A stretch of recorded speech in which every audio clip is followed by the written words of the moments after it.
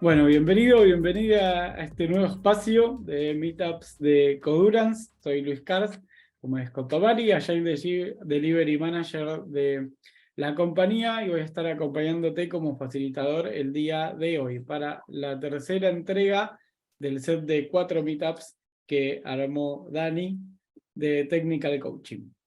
Hoy vamos a ver impactando en las personas a través del Technical Coaching. Bueno, te recuerdo que esta sesión va a estar grabada, que la vas a poder encontrar en nuestro canal de YouTube con el resto de las charlas anteriores. Si no deseas aparecer en la grabación, puedes apagar tu cámara.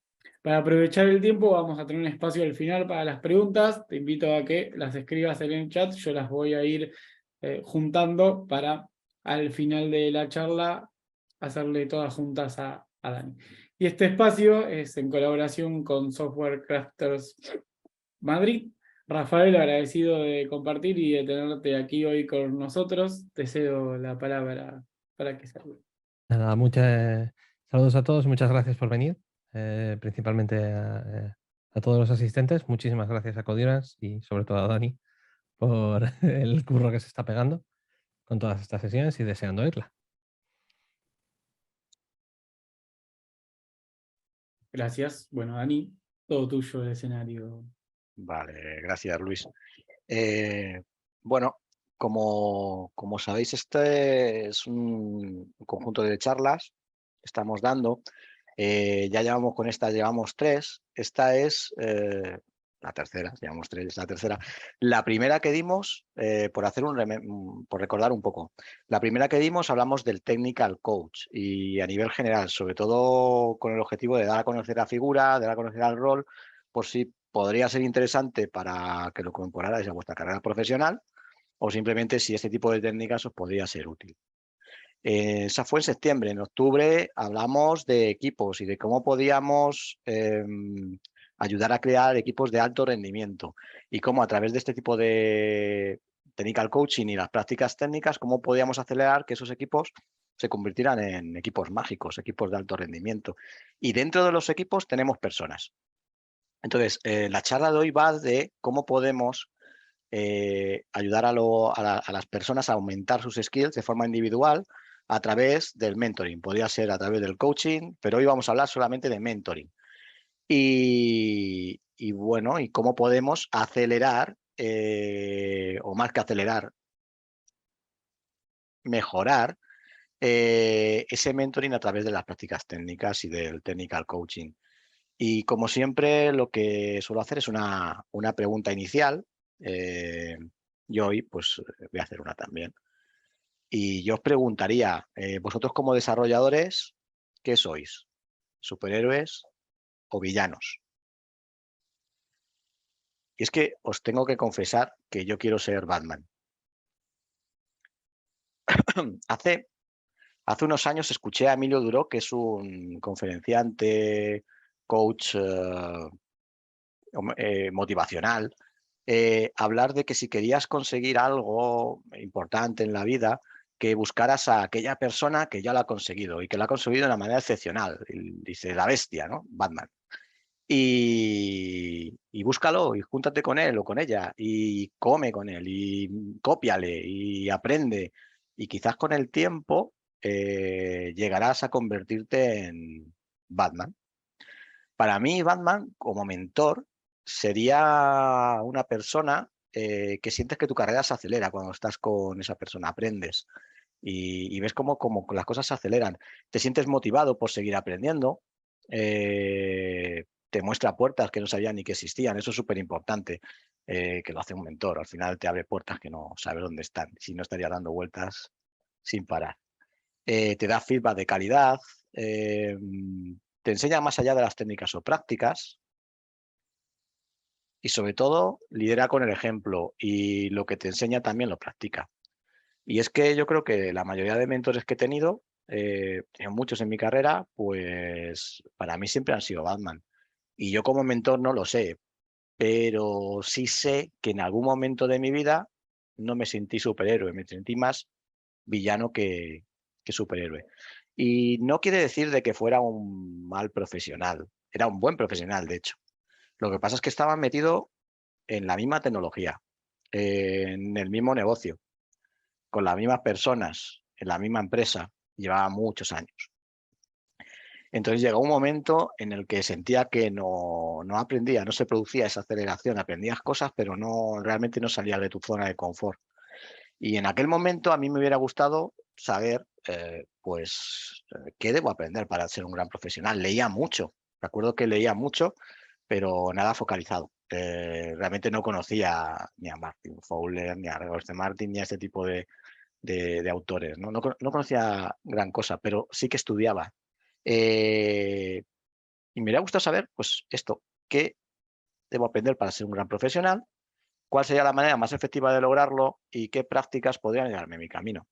En aquella época fue una época de crisis en esa empresa, como muchas otras empresas. Hoy la empresa se encuentra perfectamente, pero en aquel momento hubo una crisis y muchos de lo que estábamos dentro lo percibimos como un momento de cambio. Y muchos nos fuimos. Y yo decidí que debía tener un cambio. Llevaba muchos años, tenía un contrato indefinido, era muy difícil de que yo me fuera de allí.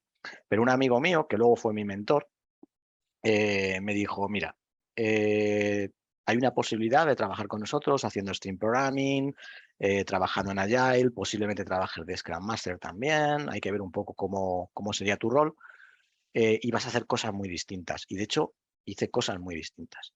¿Dónde estaba el truco? Pues el truco estaba en que el contrato indefinido el que tenía, mi zona de confort, y además cambiaba un contrato indefinido por un contrato temporal, y además era por ETT, lo cual era un alto riesgo. Entonces, en aquel momento yo me hice la pregunta a mí mismo de ¿eres villano o eres héroe? Y yo no sé qué hubieras contestado vosotros en mi lugar, pero yo en su momento lo tuve muy claro y yo quería ser Batman. Hola, soy Daniel Villahermosa, Dani, y bueno, soy desarrollador software. Llevo más de 20 años trabajando en la industria, en todo tipo de roles.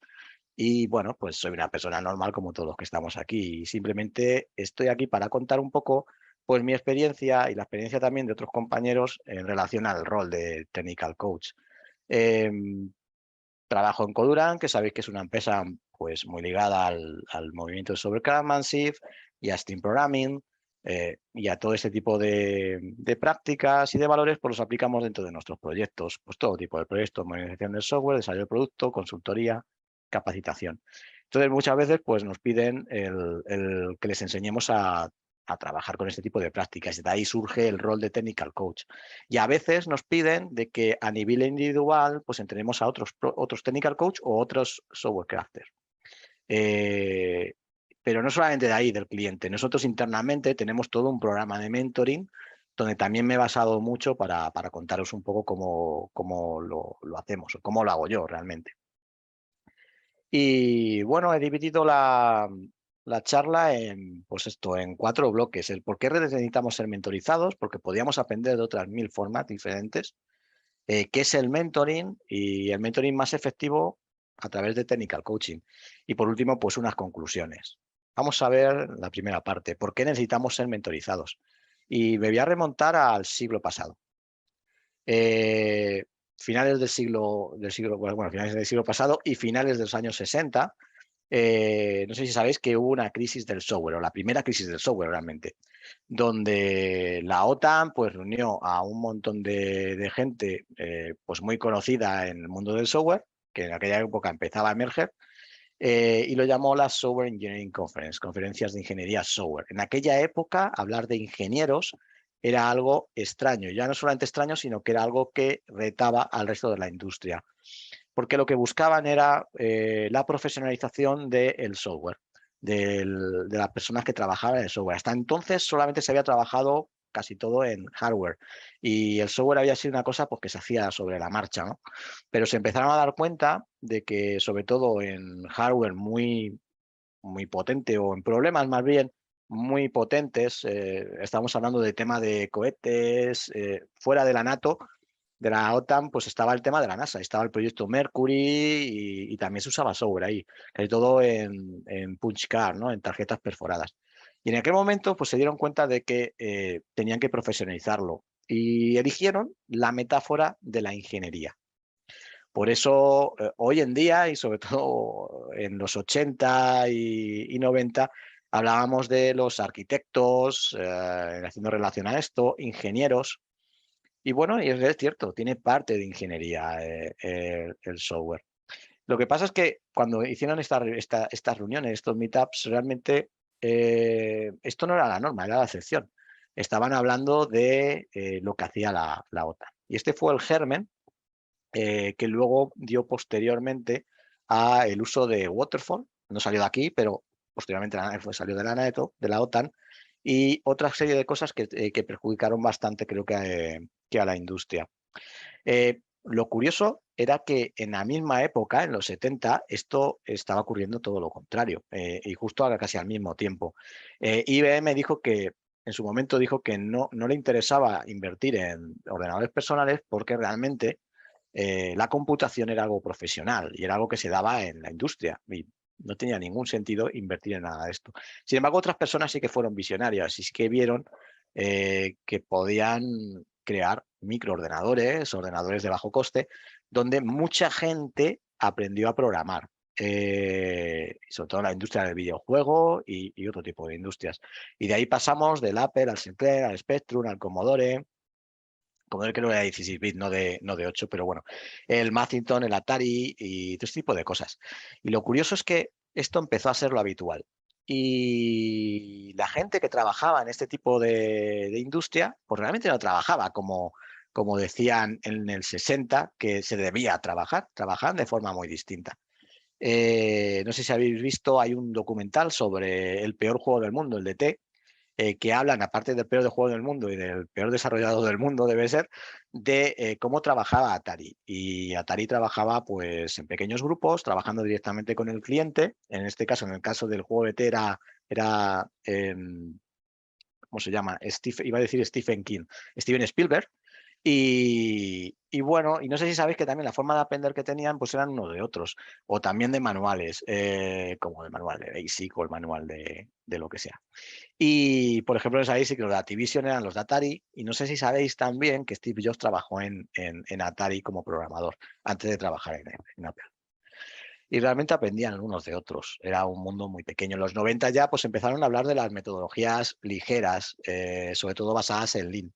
Y bueno, pues sobre todo ahí lo que más destacaba era el Stream Programming. Y aquí ha empezado a aparecer una metáfora distinta, la metáfora del artesano, que viene de Dave Thomas del Pragmatic Programming. Y entonces lo que decían es que realmente alguien que está aprendiendo, algún desarrollador, realmente va pasando por etapas, similar a como hacían en los gremios medievales en Europa. Aunque yo creo que también lo podríamos mezclar con Asia, con cómo las artes marciales aprendían también.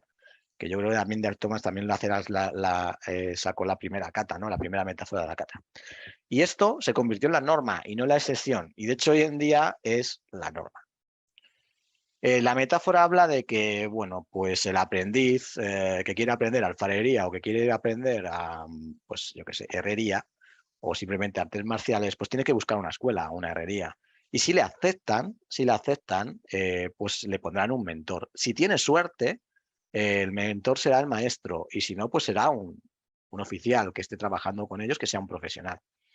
Con el tiempo y siendo proactivo, el aprendiz tendrá que aprender y tendrá que hacer cosas y será públicamente pues mostrado como, oye, es un aprendiz, y lo hacían de esta manera.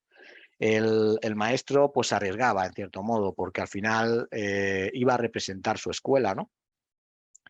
Y bueno, eso no quería decir que el oficial, el journeyman, que lo llamaban, pues hubiera terminado, tenía que hacer un viaje y ese viaje era recorrer pues con otros maestros, con otros oficiales, ir aprendiendo de herrería en herrería, hasta que llegaba a convertirse en un maestro, montaba su escuela y podía coger otros aprendices y otros journeymen. ¿Por qué necesitamos mentores? Pues porque realmente aceleran y focalizan tu aprendizaje. Dicen que una cosa que has aprendido en 10 años la puedes transmitir en 2, con lo cual es un beneficio. ¿Pero qué es el mentoring? bueno, pues hay dos tipos de mentoring y de hecho el primero que voy a hablar es el mentoring no convencional y luego está el convencional. Pero el método no convencional os va a resultar, yo creo que pues muy natural. Y de hecho es que es totalmente natural. Es aprender de un amigo, amiga o compañero, compañera, observando cómo otros trabajan o a través de manuales de autor o libros o este tipo de material. Y os voy a poner un ejemplo que está ya muy trillado y yo creo que esto lo han dicho mucho. Yo les he escuchado a Sandro Mancuso cuando explica cómo él se convirtió en programador. Se lo he escuchado bueno, lo he leído en Clean Coder cuando lo explica Uncle Bob, que explica cómo él se convirtió y todos los defectos que tenía, ¿no? Se lo he escuchado a Carlos Ble. Y curiosamente el otro día, pues una persona nueva en Codurance, pues se presentó. Nosotros normalmente nos presentamos cuando, de dónde venimos y tal, cuando entramos en la empresa, y contaba una cosa totalmente similar. Entonces, lo que voy a contar, pues seguramente os resulte hasta familiar. Pero bueno, os cuento pues un poco mi historia. Yo empecé con los ordenadores a través de mi mejor amigo. Teníamos, pues no recuerdo bien, pero debías tener 9 años o 10 años, no mucho más. Él estábamos en el EGB y él iba por las tardes a informática, que lo llamaban. Y se compró un MSX justo por eso, porque en la informática van MSX. Entonces nos juntábamos sobre todo para jugar en la cocina de su casa, porque es donde tenía la televisión pequeñita, esta de 14 pulgadas, y teníamos a mano el frigorífico que en verano nos poníamos ciego de gazpacho de su madre. Y entonces pues nos poníamos sobre todo a jugar ahí con las cintas y tal, él me enseñaba, me acuerdo, hacíamos peer programming. Y no, realmente hacíamos peer programming, porque al final de cada sesión más o menos de juego, pues nos solíamos aburrir un poco y decíamos, pues mira, te voy a enseñar a programar. Y me enseñaba algún fork, hacía algún ejercicio, y los dos programábamos y nos poníamos a hacer cositas. Yo no tenía ordenador. Su padre tenía una empresa y con el tiempo, pues se compró un ordenador en los 80, yo creo que fue en el 84, 80 y algo. Y era el primer PC, uno de los primeros PC, costó una pasta, no tenía disco duro ni tenía nada, era monocromo, la tarjeta Hércules creo que tenía. Y nos sentábamos también y nos poníamos ahí a usar el MS2 y yo iba aprendiendo, pero realmente yo no tenía ordenador. Y llegaba un momento en que me compré mi propio PC. Y él me dijo, oye, ¿por qué no te lo compras en la misma tienda donde lo compró mi padre? Es una tienda que el dueño es un programador. Y yo, ¿un programador? ¿Eso qué es? Madre mía, eso es una maravilla, ¿no? Entonces compré ahí el ordenador y siempre teníamos la excusa de, bueno, la primera vez se nos rompió el ordenador, no se nos rompió, lo desconfiguramos y tal, y fuimos allí y el hombre, pues gratis, nos cogió, nos estuvo mirando y nos enseñó alguna cosa. Y desde entonces, pues estábamos intentando ir allí siempre a observar, a mirar y a ver qué hacía. Y aprendimos muchísimas cosas. Roland se llamaba, me parece. Y bueno, con el tiempo también, pues un amigo mío de una de las revistas, yo no tenía internet, creo que mi amigo sí tenía algún modem de 3300 baudios o algo así, pero realmente vino de una revista, un curso de Pascal, que venía en un ejecutable. Y un amigo mío dijo, este te va a interesar. Y me tiré una semana estudiando y haciendo jueguitos basura, que llamábamos, juegos con ASCII, ¿no? Y aprendí un montón. Es un profesor de Valencia, pues que en aquella época se le ocurrió hacer esto. De hecho, todavía tiene la web y tiene un canal de YouTube. Con el tiempo, yo estudié la carrera y estuve trabajando en departamento de inteligencia artificial como programador en Visual C y todo lo que había aprendido pues lo metí en un manual y se me ocurrió, me acordé, oye, Nacho Cabanes, tal, y le escribí y bueno, ahí lo tenéis colgado. Es el manual de un becario del 2001, o sea, tampoco esperéis muchas cosas. El otro día, ojeándolo, una de las cosas que me di cuenta es que ponía una reseña a mi primer mentor convencional, que era un becario que llevaba más tiempo dentro del departamento. Se llamaba David Bravo. Y le hice la reseña. Y es que el mentoring convencional lo que requiere es que haya un mentor y un mentee, dos personas. Y además existe un acuerdo y hay una serie de responsabilidades de cada uno. Si no existen esas responsabilidades y eso, pues no tienes nada de esto y no va a funcionar. El respeto, evidentemente, totalmente es esencial. Pues bueno, es esencial que el mentor reserve tiempo, que guíe, que dé feedback y que haga todo lo posible y que esté en su mano porque el aprendiz aprenda. No tiene por qué ser un gran desarrollador, pero sí que suele tener un poquito más de experiencia o más experiencia, depende del tipo de mentor que tengas. Y la responsabilidad del mentee es que hará todo lo posible por aprender, la mente abierta y practicará. Ambos sacarán como aprendizaje, pues aprender. Y uno acelerará su aprendizaje y el otro pues aprenderá cosas nuevas. A mí me gusta mucho ser mentor o trabajar como mentor porque te obliga a estructurar lo que sabes para poder transmitirlo y también a aprender cosas nuevas. Hay algún tipo de malentendidos también con el tema de los mentores, y es, el mentor no es mejor que el mentí. De hecho, pueden ser incluso del mismo nivel de experiencia. Lo que pasa es que a lo mejor el mentor tiene algún conocimiento más en alguna cosa. No deberías verte reflejado dentro del mentí, eso es muy típico. Tienes que buscar qué es realmente lo que está necesitando, no lo que te hubiera gustado. Y el mentí no debería esperar que el mentor tuviera todas las respuestas, aunque es normal idealizar al mentor, sobre todo cuando tú lo has elegido, que sería lo ideal, que tú eligieras a tu mentor. Y bueno, un ejemplo, en la primera vez que entré a trabajar como ingeniero junior en una empresa, pues tuve un mentor, y un mentor convencional que llevaba 4 o 5 años trabajando en la empresa. Me lo presentó mi jefe, me dijo, aquí tienes para trabajar contigo, es tu compañero y es tu mentor. Héctor se llamaba. Y me dijo, hola, ¿qué tal? Y lo primero que hizo fue explicarme cómo íbamos a trabajar. Su padre era profesor y se notaba porque él tenía muy claro cómo era el tema de la enseñanza y la verdad es que tuve suerte. Me explicó que íbamos a hacer peer programming y que, bueno, me dio un libro de diseño que estaba totalmente desactualizado, pero que, bueno, que venían algunas cosas que tenía que aprendérmelas para entender bien el sistema, ¿no? Que estábamos trabajando, el producto. Y, bueno, dedicaba mucho tiempo haciendo peer programming conmigo y decorábamos juntos, me explicaba, me preguntaba muchas cosas para que yo aprendiera. No sé si recordáis la taxonomía de Bloom, que es algo que vimos en el meetup anterior. Y bueno, intentaba, de alguna manera, el que a través de preguntas y a través de sumarizar lo que yo estaba diciendo y que yo sumarizara, pues aprender. Me enseñó muchas cosas técnicas, pero también me enseñó otras muchas cosas diferentes, como a trabajar en equipo, como a conocer la empresa, a conocer cómo se trabajaba allí. Y la verdad es que generamos un vínculo muy, muy importante.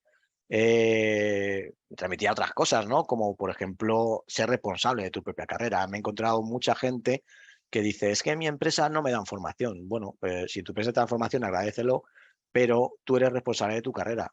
Tú tienes que buscar tiempo para aprender fuera del trabajo. Pragmatismo, bueno, pues estás dando valor al cliente. Todo lo que esté haciendo tiene que estar orientado a esto. He visto, pues, gente comprarse el libro de Guns of Force, de los patrones de diseño, y ir al código y ver que prefiero no leer el libro porque lo puedo ver en el código y tener todos los patrones metidos allí. Eso no es nada pragmático. Abraza el conflicto positivo, el decir tú que algo no se puede hacer o que sí se puede hacer y poder negociar con el resto del equipo y con el product owner. Él siempre me decía que al final todas las decisiones surgen de la negociación entre todos. Y la colaboración, responsabilidad y compromiso y humildad. Y todo esto, esta persona, pues la llevaba lo lideraba con el ejemplo. ¿Y cómo hacemos que el mentoring sea más efectivo a través del technical coaching o de las prácticas técnicas? Bueno, pues que sepáis que hay tantos enfoques pues, como Batman puede haber, desde el Batman de los 60 en plan comedia, el de Lego, el de Nolan, o ese búho de Watchmen que huele a Batman por todos sitios, aunque es el búho, es otra cosa. Bueno, yo tengo intentado expresar un poco cómo yo lo hago, pues con un esquema. No sé si esto lo encontraréis en algún libro, yo creo que no, pero oye, si lo encontráis, pues seguramente, pues son cosas que he ido aprendiendo. Yo no suelo empezar con un acuerdo formal y es muy importante. Estamos hablando sobre todo del mentoring convencional. Luego hacemos one-to-one, pequeñas reuniones semanales, donde podemos hablar de objetivos que tenga el mentee, que suele ser el objetivo que se pone él como mentee. Yo no voy a ponerle nada como mentor, se lo debe poner él o ella.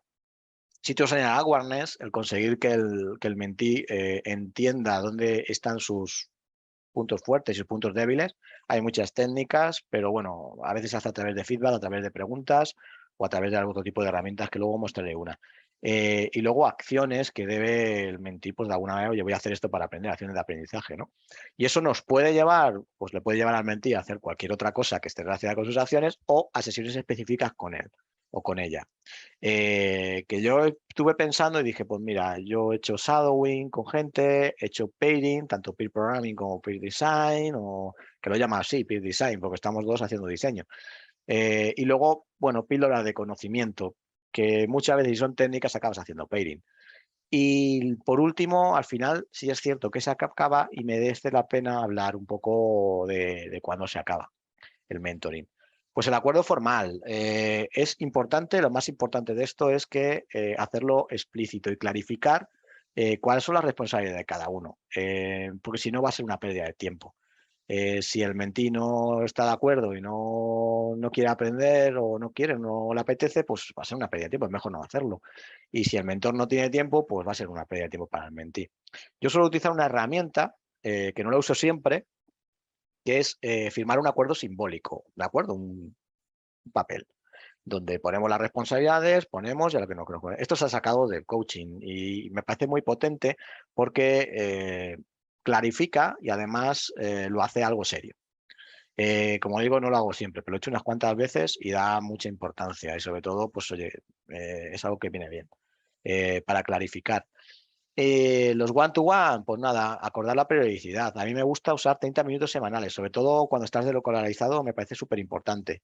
Cuando no estás deslocalizado, estás en persona y además trabajas en el mismo proyecto, pues es importante, pero quizás no hay que hacer tanto. Yo recuerdo con el primer mentor que estaba hablando, que nosotros lo que hacíamos es que en algún momento determinado, pues igual nos íbamos a la cafetería, teníamos una pequeña cafetería, en horas en que a lo mejor no había nadie y nos echábamos un cigarro y hablábamos de una manera discernida. Era una cosa muy, muy normal. Yo suelo usar pues esos 30 minutos. Cuando hablo de, no lo pongo aquí, pero no tiene por qué ser el mismo día, pero al menos una vez por semana. Luego ponemos un appointment, una cita, ¿no? La ponemos y la vamos moviendo y ya está. Lo importante es verse una vez por semana. Actualmente, con uno de los mentis que tengo, lo estoy haciendo cada 2 semanas, lo estoy haciendo cada más. Y bueno, esto genera vínculo, un ambiente de confianza, eso es importante. Y yo suelo usar, pues, lo suelo usar para expectativas y primer contacto o para establecimiento de objetivos, que no los establezco yo, repito, se los establecería el mentí, y generar ese awareness, esa conciencia, ¿no? de dónde están sus puntos débiles y sus fuertes. Y luego, pues, tenemos charlas más informales, feedback, ese tipo de cosas. Suelo usar este modelo que se usa mucho en coaching y también en mentoring, que es Grow. Y básicamente, cuando establecemos objetivos, sobre todo, es, oye, ¿cuáles son tus objetivos? ¿Cuáles son los objetivos que quieres lograr? ¿Qué quieres lograr? A veces es incluso qué quieres lograr con este tipo de sesiones, también podría ser. Generar la realidad, ¿no? Pues puede ser a través de preguntas o a través de algún tipo de herramienta. Luego tengo ejemplos. Y luego, pues, ¿qué opciones tienes? Y una vez ya tienes las opciones, pues, ¿qué vas a hacer? ¿Y en qué te vas a comprometer, ¿no? Para hacer. No voy a dar una clase de coaching ni nada de estilo, pero sí es cierto que para cuando eres un mentor y cuando eres un mentí también, pero cuando eres un mentor necesitas saber sobre la escucha activa, poder leer el lenguaje no verbal, tener foco en la persona, no juzgar. A mí estas cosas me cuestan mucho, también tengo que decirlo, pero tienes que tener unas bases, porque si no, pues puedes generar mucho ruido o puedes hacerlo incluso generar más problema a la persona que beneficio. Dar feedback, saber dar feedback para que tenga sus puntos útiles y débiles. Yo suelo utilizar comunicación no violenta o situational behavior impact. Básicamente es separar lo que tú observas de comportamientos, separarlos de las emociones, que pueden ser de tus emociones o las emociones que tenga la otra persona. Y estructurar tu manera de comunicarte de esa manera. En caso de comunicación violenta, además, sueles pedir al final algo. Es como una estructura. Lo más importante es que separas completamente las emociones de las observaciones y nunca hablas de lo que es la persona, sino de lo que has observado, el comportamiento que has observado. Eso es importante por el tema de no juzgar. Y bueno, balancear el positivo y lo negativo, el feedback positivo y negativo, es si das demasiado positivo no va a ser bueno, si das demasiado negativo le vas a desmotivar, dar mucho feedback negativo todos los días le vas a quemar, con lo cual yo lo que suelo hacer es dar un poco de positivo y si tengo negativo, pues, a ver, nunca hablar de cosas desde el punto de vista negativo, pero darlo pues como en paquetes, ¿no? Pequeños paquetes de cosas, utilizando ese tipo de lenguaje.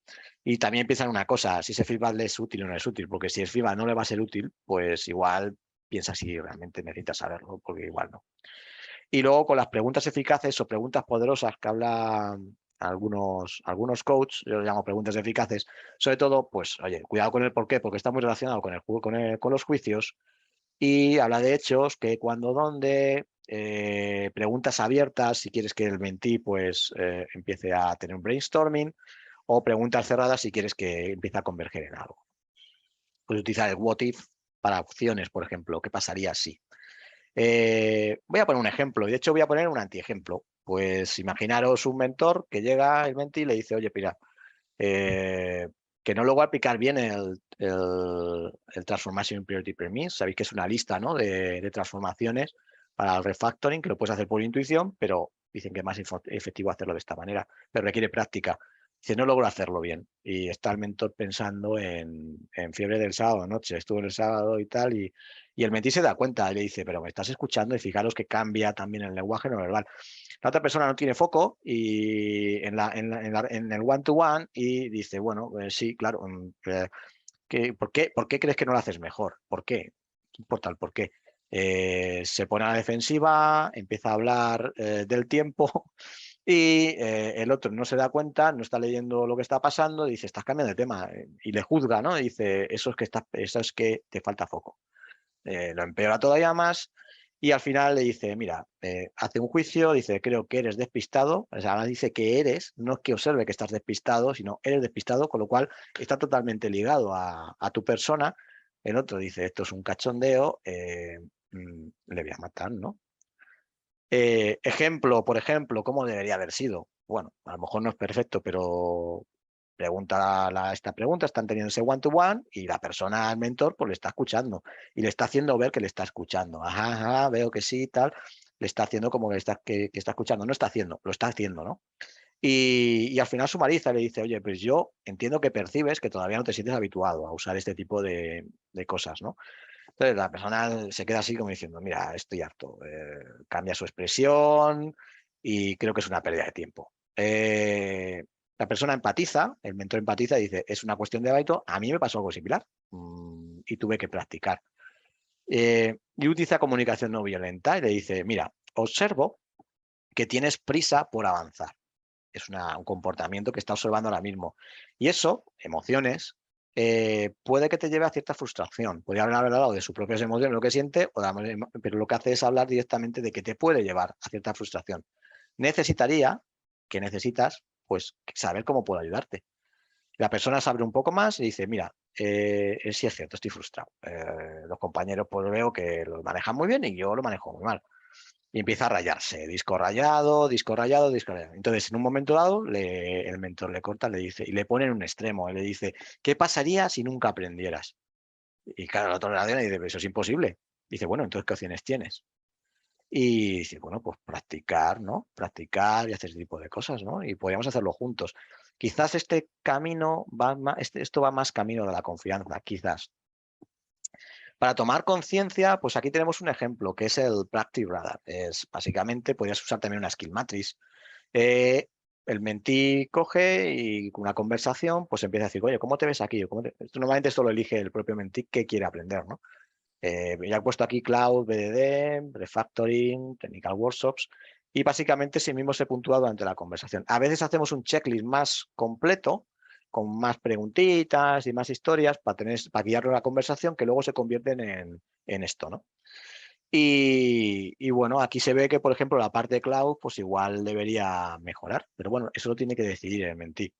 Un ejemplo, y este es un ejemplo real que tuve el otro día con uno de los mentís que tengo. Entonces, pues nos presentamos, no nos conocíamos y le pregunté, oye, ¿cuáles son sus expectativas? ¿Qué quieres conseguir? Dice, mira, yo quiero conseguir Me quiero centrar en el cloud porque quiero sacarme la certificación de Azure, me quiero poner pues a tope con esto. Digo, bueno, pues yo le conté una historia. Normalmente no es bueno el dar consejos.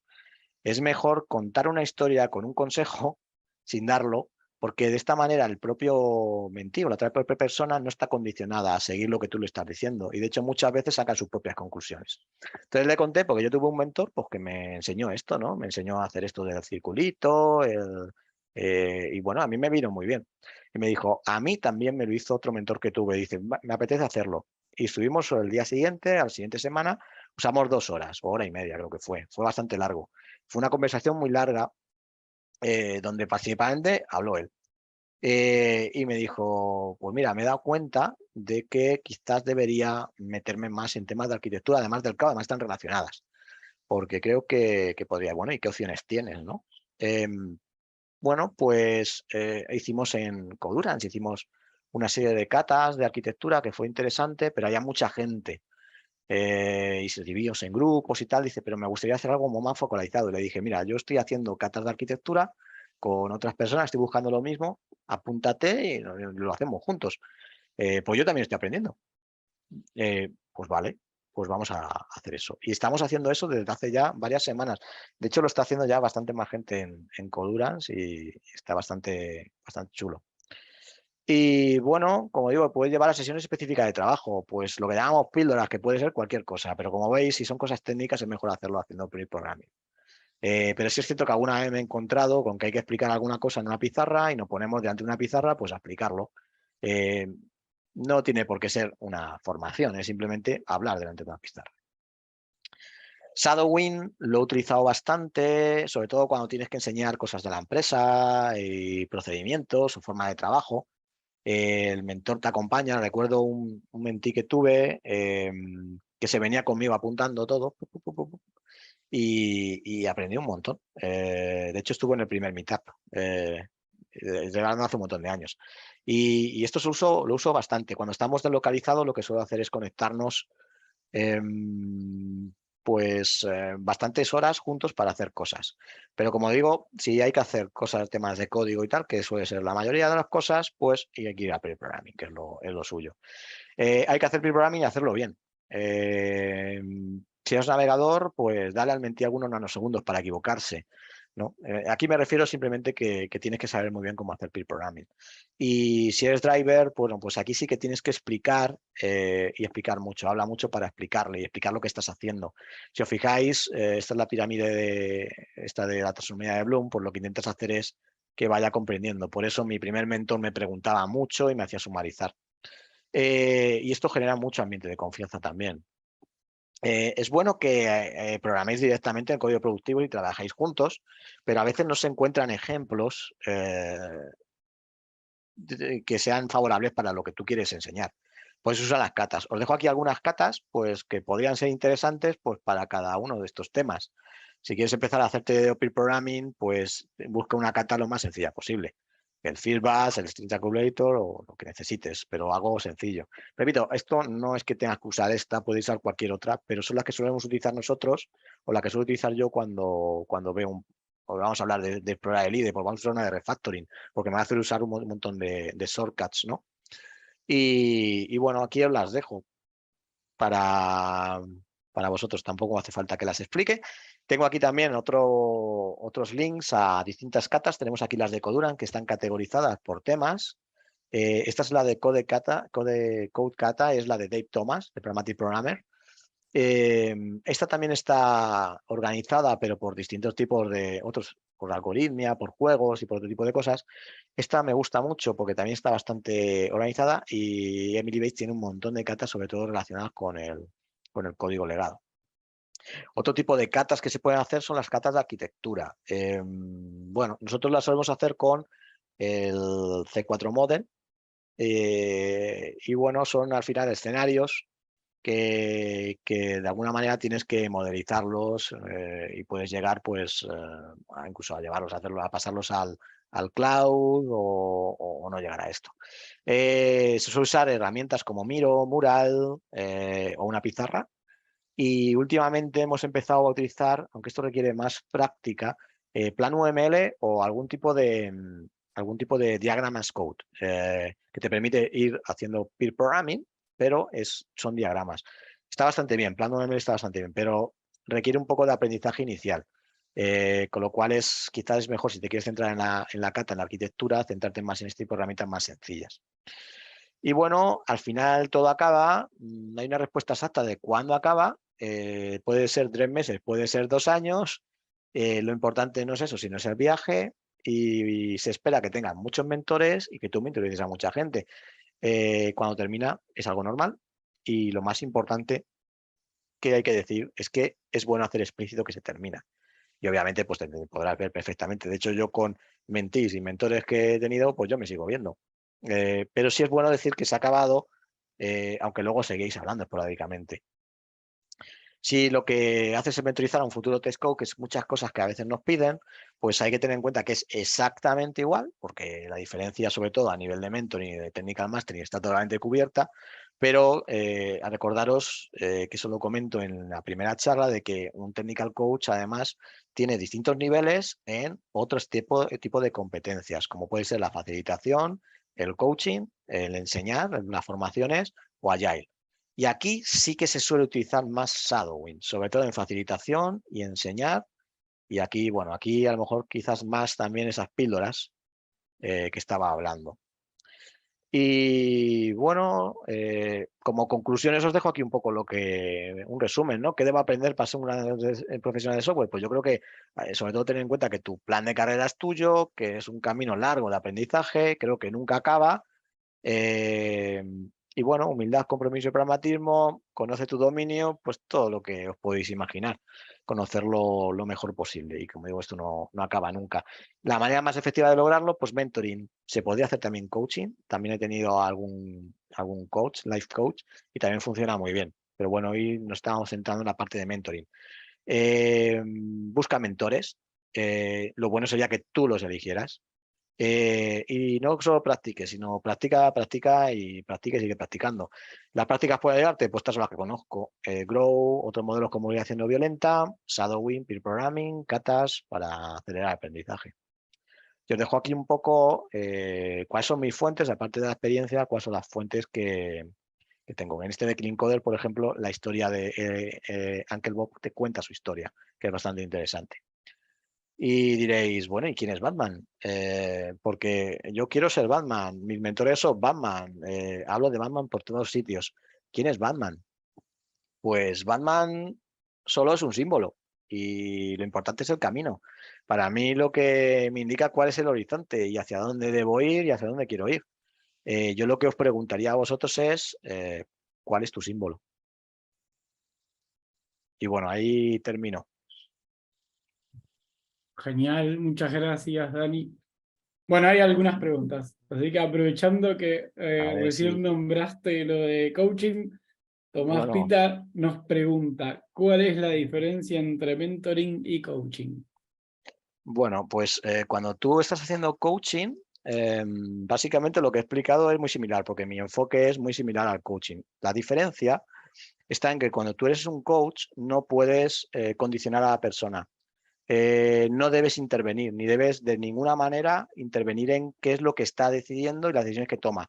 Digamos que el coaching, pero para mí, es mi punto de vista, lo puedes aplicar donde quieras, pero para mí yo lo suelo aplicar a gente que mi experiencia pues en sí no le va a ayudar y realmente lo que buscas más es que él mismo encuentre cuáles son sus puntos débiles y sus puntos fuertes. Esto del tema del coaching proviene del tenis, proviene directamente no recuerdo el nombre, de hecho es uno de los libros que aparecen aquí. No es el del tenis, hay uno que se llama, si lo tengo por aquí y lo puedo enseñar, lo he enseñado hace aquí. ¿Veis este? John Whitmore. Realmente es que empieza a hablar de coaching con este libro y hablando de tenis.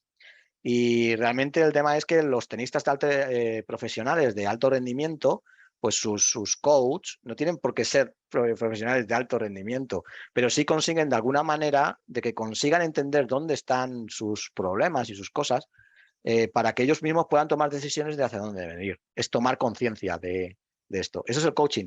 El mentoring lo que haces es más explicar desde el punto de vista de tu experiencia para que pueda utilizarlo y puedas acelerar su aprendizaje, con lo cual si estás condicionando. Si lo utilizas a través de storytelling, en lugar de decirle, este es mi consejo, decirle, oye, esta es mi experiencia, lo bueno es que estás haciendo algo parecido, no igual, y además está el coachee o el mentee va a conseguir sacar su propia conclusión. Y a veces te sorprende porque saca conclusiones que no son las tuyas. Y encima tú aprendes de tu propia experiencia. Eso suele pasar. No sé si he contestado. Perfecto. Ahí, Luis, tú también puedes contar, que tú sí que sabes más que yo de coaching. Pero no terminamos más. Con la siguiente pregunta. Víctor Serrano nos pregunta ¿cuánto crees que se puede tardar en aprender toda esa pirámide en un par de años? La pirámide de las píldoras, si no me equivoco. Yo creo que depende del nivel que tenga. Como digo, el mentee no tiene por qué ser alguien junior. Puede ser alguien senior. Yo creo que alguien senior que a lo mejor no lo conoce, en un par de años lo puede lograr sin ningún problema. Quizás en menos. Alguien junior, nosotros por ejemplo, no junior, pero gente que a lo mejor que no tiene el suficiente preparación, nosotros tenemos una academia donde damos todo esto y van recorriéndolo. Y luego sí que tienen que seguir avanzando. Yo creo que depende del esfuerzo que tú le pongas y de la experiencia que tú tengas. Yo no te voy a dar un número. Yo, en mi caso, calculo 2 años o una cosa así, de todo ese tipo de cosas para interiorizarlo, pero es un número sacado al aire. O sea, depende de ti, del esfuerzo que tú le pongas. Muy bien. Gracias. Ahí Víctor, avisarnos si te respondimos. Si Juan cualquier Miguel. cosa me dices, pues sí. Perfecto. Pues Miguel Ángel pregunta, ¿dónde y cómo se consiguen esas bases de soft skill para el mentor? Escucha activa, situational behavior, impact, Darwin feedback, preguntas eficaces. Bueno, pues mira, justo tienes ahí el libro de coaching de John Whitmore, que habla de todo eso, te habla de preguntas poderosas, de todo ese tipo de cosas, habla de coaching, pero realmente está hablando de inteligencia emocional. Tienes también a Daniel Goleman con la inteligencia emocional y tienes un montón de libros donde puedes aprender. A nivel práctico, la única manera es practicándolo. Y practicándolo en un ambiente donde puedas hacerlo. Yo cuando empecé, no empecé en el mundo Agile, empecé en el mundo Waterfall. Todo lo que hacía era aplicarlo en el día a día. Yo recuerdo haber leído Los 7 hábitos de la gente altamente efectiva, un libro clásico que empecé a aplicarlo directamente cuando mentorizaba en aquella época.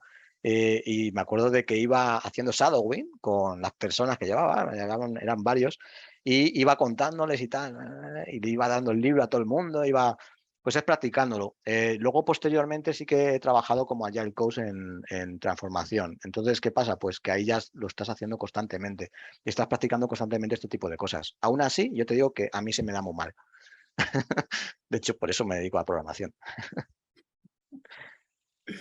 Gracias, Dani, por la respuesta. Nada.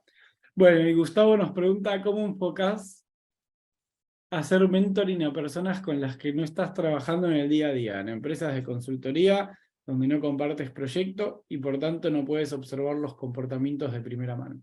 Sí, esto justo nos pasa en Coduran a veces y en otros sitios, pero sobre todo en Coduran porque, como digo, tenemos todo un proceso de mentoring. Entonces, ahí el tema está en los one-to-one, es súper importante, lo he comentado antes, los one-to-one lo que te va a crear vínculo, el buscar esos espacios para trabajar con el mentee y sobre todo a nivel de proyecto, lo que tienes que estar muy en contacto con otros mentores que tenga dentro del proyecto, porque seguro que tiene algún otro mentor o algún Scrum Master, Line Manager o algo así. Sobre todo para saber, tener otros puntos de vista de qué es lo que le está ocurriendo para poder ayudarle. Pero sobre todo, focalizarte en él, lo que él te diga, o sea, no lo que te está diciendo otros. Pero sí que tienes que conseguir más información. Y bueno, es la manera. ¿Qué es ideal? Pues no lo sé. Todo tiene sus pros y sus contras. Cuando trabajas con la persona, igual te centras demasiado en el delivery, más que en su aprendizaje. Eso puede ocurrir. Entonces quizás es mejor estar más separado. Perfecto, muchas gracias. Bueno, y justo Víctor nos hace otra pregunta. ¿Qué recomiendas hacer cursos o leer libros. He hecho algunos cursos que valen una pasta y luego leyendo un par de libros he visto cosas muy similares. Claro, los libros valen un 10% que el curso y yo no soy rico, ¿qué nos recomienda? Bueno, ahí la respuesta yo la tengo muy clara y es a ti qué te gusta hacer. O sea, tú cómo mejor aprendes. En mi caso, a mí me gusta mucho leer. Me gusta más leer que hacer que dar cursos. Pero también intento meterme en tema de cursos cuando estoy aprendiendo. Pero sí es cierto que hay personas que aprenden mejor de una manera que de otra. Hay gente que aprende con vídeos y le gusta ver vídeos. Descubre cuál es tu mejor manera de aprender, porque lo importante es que sea sostenible en el tiempo. Y luego busca material de calidad y normalmente para buscar material de calidad hay que irse al pasado, aunque también en el presente también hay mucho, pero yo no sé qué pasa, que casi todos los libros que hay aquí hay al menos tres que son, bueno, cuatro que son bastante antiguos. Este es del 2000, este es también del 2000 o por ahí, este es del 2000 o del 99. Pero busca, y de hecho cuando empieces a tirar del hilo de este tipo de autores, conoce a tus autores, a los autores, conoce a Martin Fowler, conoce a Sandro Mancuso, conoce a Uncle Bob, conoce a toda esta gente y de ahí empieza a tirar del hilo. Y encontrarás cuáles son tus libros o tus vídeos o tus cursos, la forma mejor que tengas tú de aprender. Lo importante es aprender. Exactamente. Muchas gracias, Dani. Bueno, ¿alguna pregunta más? Esas eran todas las que teníamos. Ya estamos ahí cerca.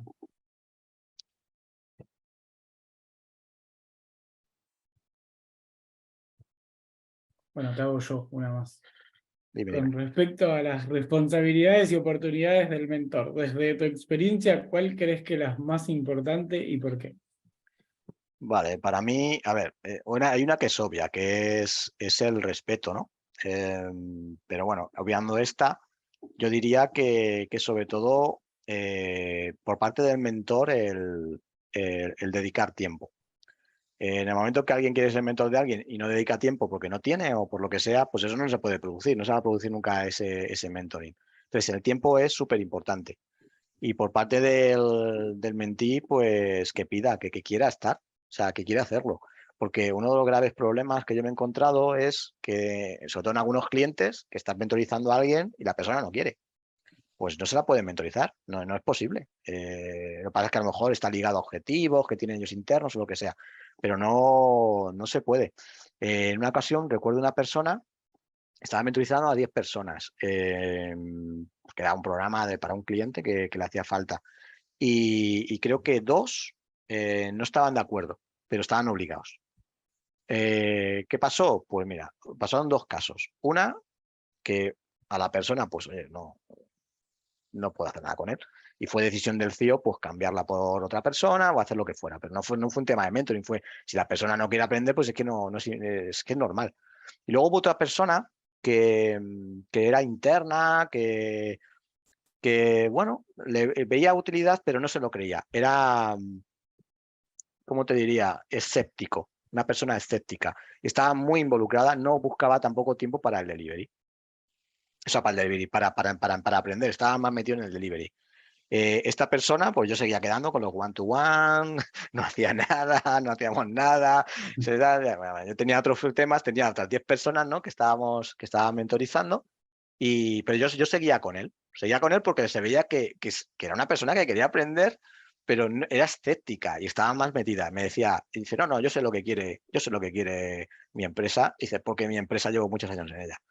Bueno, al cabo de un año y que vio que todos sus compañeros habían mejorado, todo el mundo hablaba de este tipo de cosas, todos habían sido promocionados, tuvimos un one-to-one donde me dijo, creo que me he equivocado. Y digo, yo creo que sí, pero creo que no es tarde, puedes continuar. Lo que pasa es que ya no fue conmigo, se fue con otra persona. También a veces lo que solemos hacer cuando hay más de un mentor en este tipo de programas es probar a ver con otro mentor. Y de hecho lo suyo sería que si hay varios mentores, que sea la persona, el mentí, el que elija al mentor. Eso sería lo suyo. Muy Y bien, bueno, muchas gracias.